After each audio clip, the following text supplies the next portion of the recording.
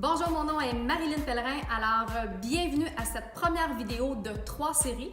Donc, dans la première vidéo, celle-ci, en fait, je vais vous parler des 6 principales erreurs qu'on fait quand on commence dans le domaine du maquillage. Dans la deuxième vidéo, je vous parle des 3 principaux conseils que nos experts nous donnent pour justement avoir une carrière réussie.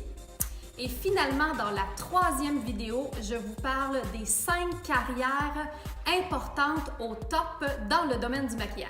Donc, premièrement, je vous parle des erreurs qu'ont fait pratiquement toutes les personnes quand on veut commencer dans le domaine du maquillage, quand on commence en tant qu'artiste maquilleur professionnel.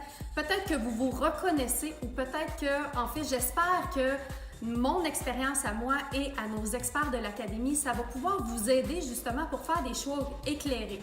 Parce que quand on commence dans le métier, on est un petit peu perdu puis c'est parfaitement normal. Donc la première en fait erreur, c'est de maquiller pour l'œil et non pour la caméra.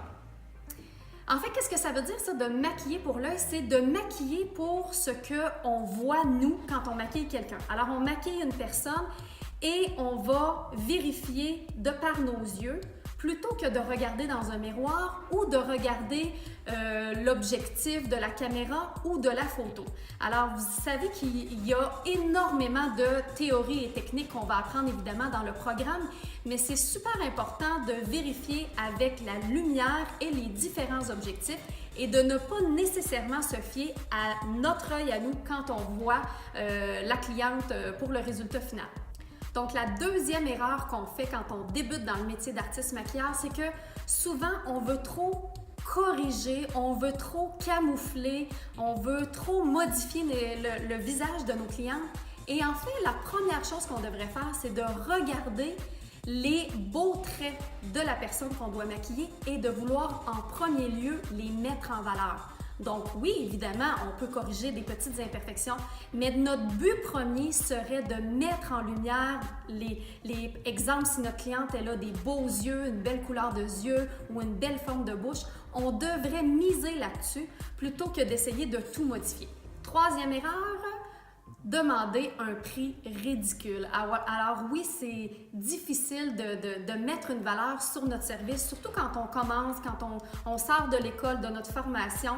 Donc, ça peut être difficile de mettre un prix, mais vous êtes mieux de toujours demander un prix qui respecte le marché, premièrement, et de peut-être faire un spécial. Je vous donne un exemple. Vous pouvez dire que le maquillage est d'une valeur de 85 $, mais vous offrez un prix spécial pour votre première année de pratique à 40 %, 50 %.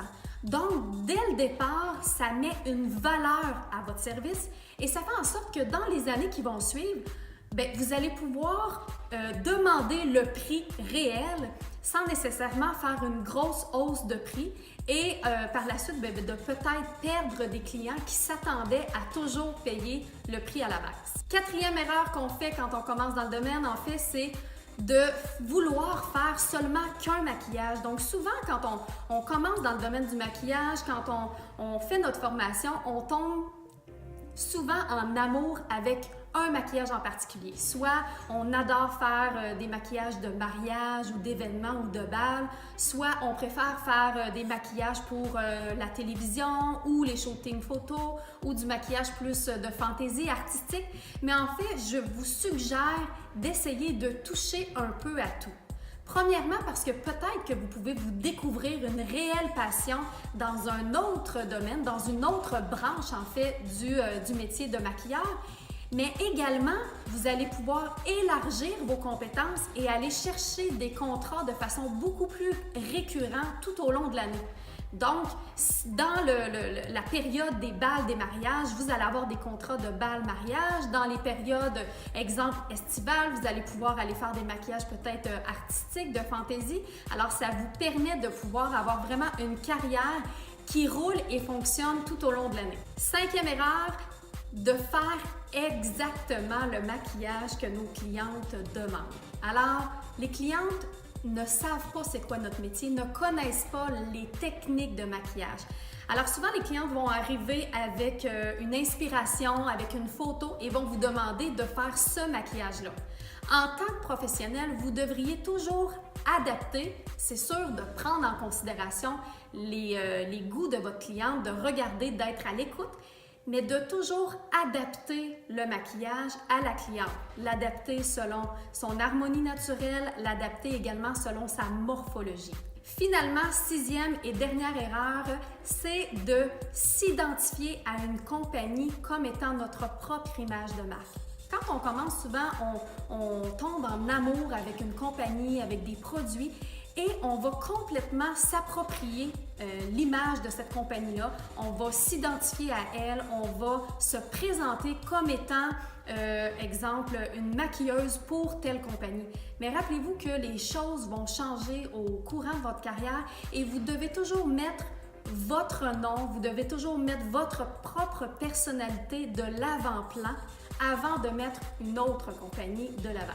Donc voilà, c'était les 6 principales erreurs que la plupart des gens font quand ils commencent à faire du maquillage. Donc j'espère que nos expériences de moi et nos experts de l'Académie peuvent vous aider à gagner du temps et surtout à faire les bons choix quand on débute.